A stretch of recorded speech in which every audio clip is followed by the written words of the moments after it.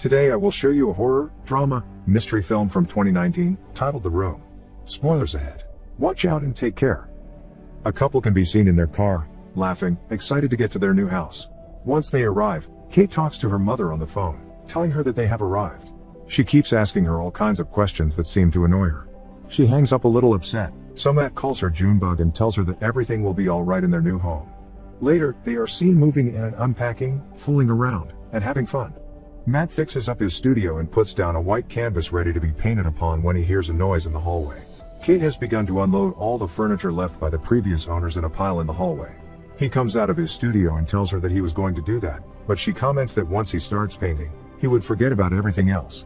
Matt acts like a man-child, so Kate has to apologize for hurting his feelings. They continue to unpack, with Kate in the kitchen opening the boxes with her glasses. She goes into a cabinet and finds a dead bird inside. Meanwhile, Matt is dismantling the pile of old things and throwing them outside through the window. Suddenly, he finds an ancient-looking key. Kate is outside burying the bird when he throws a piece of furniture over and scares her. A while later, Kate is preparing her study and Matt finally reaches the wall that was behind the pile. He finds a door there with a keyhole that seems to fit the old key he found, so he goes outside and takes it out of the trash. Matt unlocks the door and calls for Kate to join him. They open up the heavy gate and it reveals an empty room inside. When Kate steps in, the lights in the house start flickering. Matt goes off to call the power company. The moment that Kate walks out of the room, the flickering stops. That night, they have some wine in front of the fireplace. She jokes with him for being a city boy that wouldn't know how to take care of their new house. The following day, both of them are in Matt's studio and she tells him that he only needs to take the first step toward painting when her phone rings. He asks her about the plans for the house.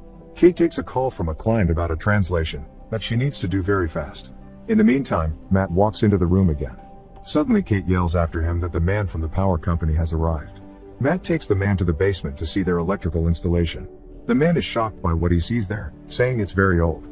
He thinks that it might be the reason for their power surges, but he hasn't seen anything like it. The man from the company gets ready to leave when he tells Matt a piece of information about the house he didn't know, that the previous owners were killed in the house. He also tells him he'll get him an estimate for the wiring as soon as he can. Matt immediately checks the information online. He finds out that the couple who previously lived there were brutally murdered in the house, dubbed by the media House of Blood. Simultaneously, Kate is working on her translation. Matt discovers that the police had a suspect for the killings, but that his identity remains unknown. He throws a cover over Kate sleeping in her study, then draws a portrait of the suspected murderer while drinking heavily. Matt goes into the room and finishes the bottle of whiskey, then says he needs another bottle. The lights flicker and one appears in front of him. The night passes and the lights continue to flicker, waking Kate up. She goes into the room looking for Matt and finds it filled with all kinds of incredible things. He shows her Van Gogh's and Cézanne's original paintings. Kate thinks he's lost it, so to convince her, Matt tells Kate to name anything she would want. She says she'd want $1,000. The light flicker again and Matt searches for the money in the room and shows it to her when he finds it. She thinks it's fake, so he tells her to ask for more, $1 million. Kate does it and the power goes down for a moment, and when it comes back on, she sees the money manifested in the room. She's afraid and says she has a bad feeling about it, but Matt manages to persuade her not to take it seriously and have some fun. They begin asking for things like champagne and more money. And in a while, Matt has already filled his studio wall with masterpieces of art and she tells him that she's quit her job. Both of them enjoy themselves with everything that they could possibly want. At one point, Matt showers Kate with diamonds.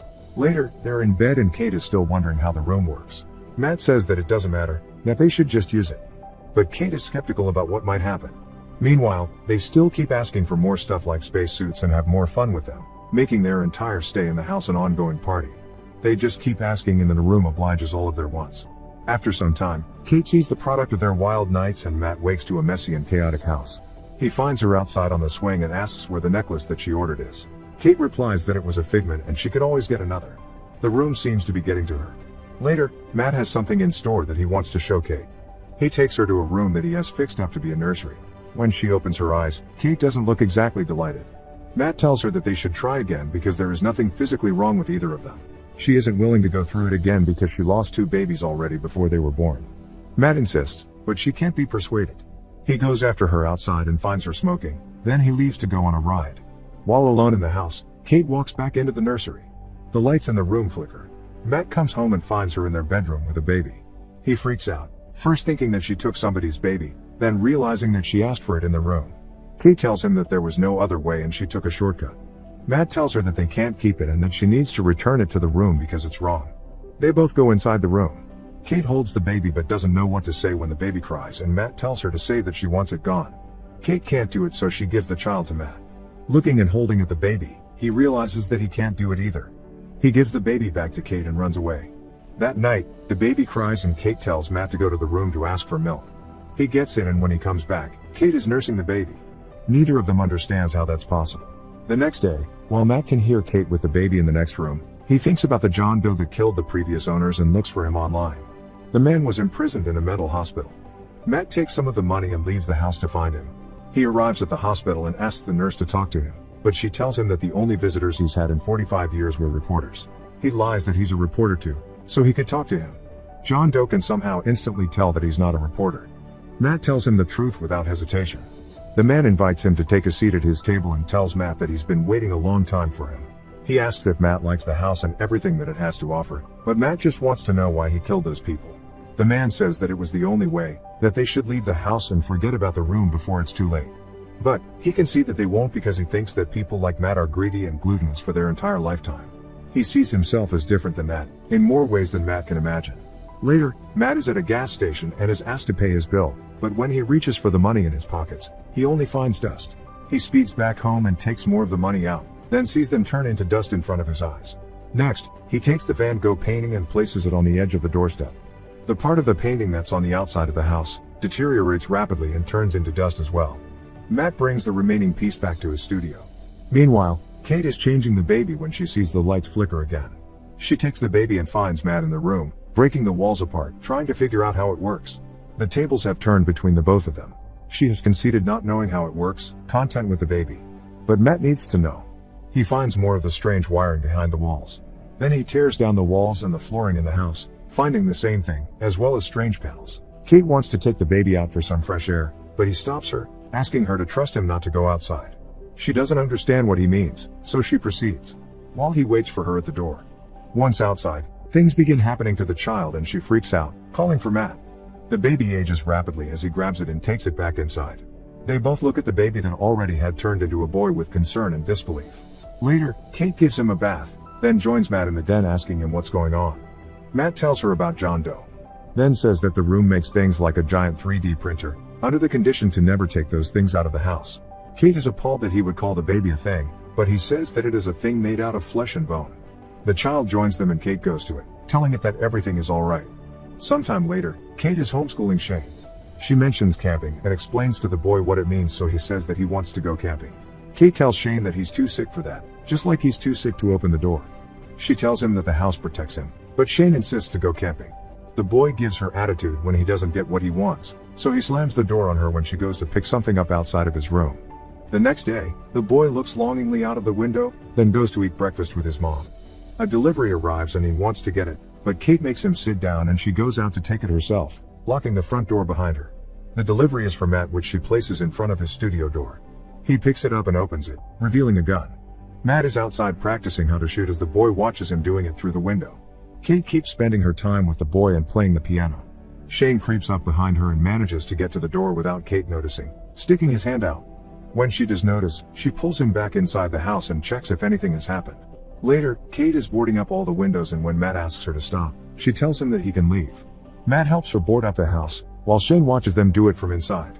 That night, Kate and Shane have dinner. Everything the boy does seems to annoy her.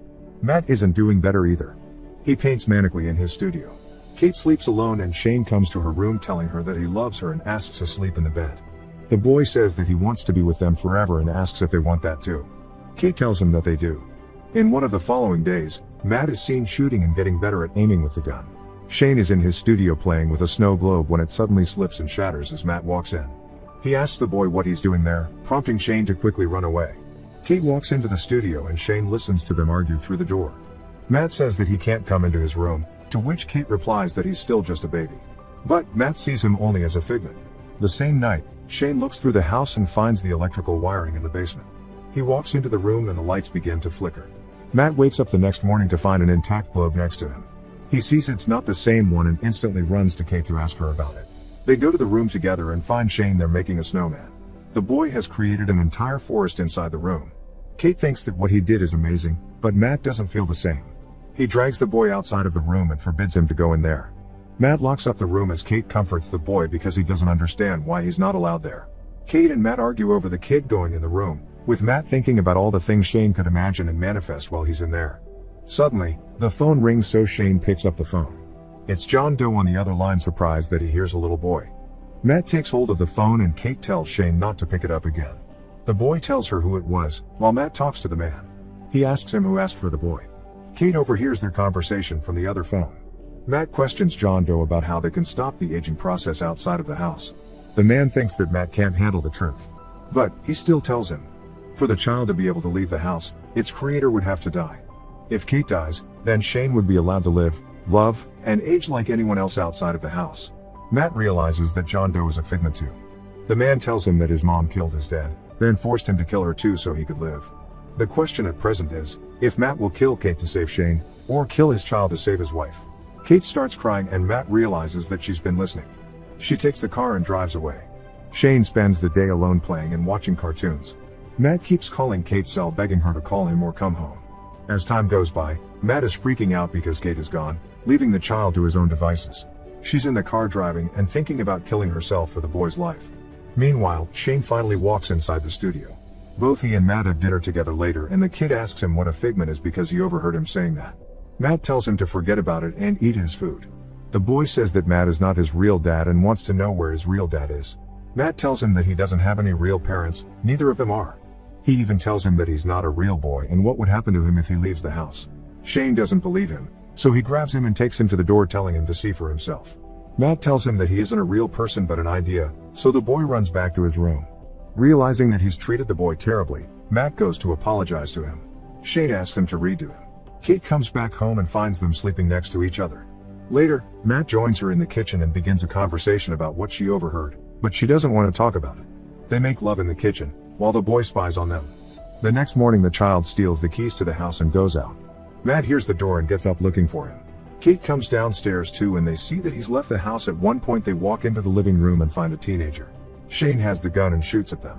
He wants to kill Matt, but Kate calms him down just enough so Matt can push her aside and jump him. The two of them struggle for the gun as Kate passes out. Later, she wakes with Matt looking over her. He tells her that Shane is dead, that he got shot when they struggled for the gun. Kate asks to see the body and he tells her that he took it outside. She goes out to look for it and Matt walks out to be with her as she grieves. Matt wakes up in the living room.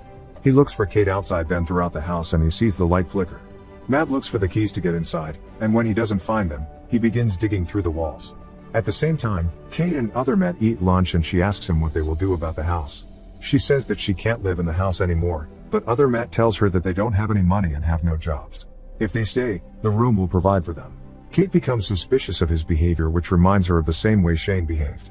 Matt crawls toward the room through the wiring in the wall. He finally pushes through and walks into the forest. Simultaneously, Kate and other Matt sit in the living room, when he tries to touch her, saying that he saw them do it. Kate pushes him away and almost figures it out. Then he says, "Hi, Mom." Naturally, Kate freaks out and runs to the door. Matt is almost at the house while Kate hides from who she has discovered to be Shane. He attacks her and rapes her, but Matt arrives at the house and breaks in. Shane looks for Matt through the house and vice versa. When Kate leaves the room she was in and runs into one of them. First, she thinks that she found the real Matt, but the second one appears. They both try to convince her that they are the real Matt when one of them calls her Junebug, but the other one just repeats it and grabs her hand. She pushes him down the stairs and they run toward the door. The room begins flickering as Shane awakens in his real form. Kate and Matt realize they are still in the room and try to get out, as Shane keeps changing it to mess with them. Matt gets an idea about how they could get out. Shane catches up to them and runs toward Matt with a knife. He kills him, then tells Kate it's okay. Suddenly, the real Kate and Matt run past the doors outside. Shane sees them and opens the door. They run through the forest and get to the door, open it and run to the house's front door. Shane storms Matt again and they fall out of the house. He wants to get back, but Kate slams and locks the door in his face. Shane begins to age and deteriorate, pleading with her to let him in until he becomes an old man and walks away. Kate runs out after him and both she and Matt follow him as he collapses and deteriorates fully. Shane turns into dust as Kate cries over him. 1 month later, Matt and Kate are staying in a hotel. He comes back to the room with coffee and she is inside freaking out over a positive pregnancy test, not letting him in. The lights in the room flicker. Make sure to subscribe and turn on notifications so you can watch more videos like this.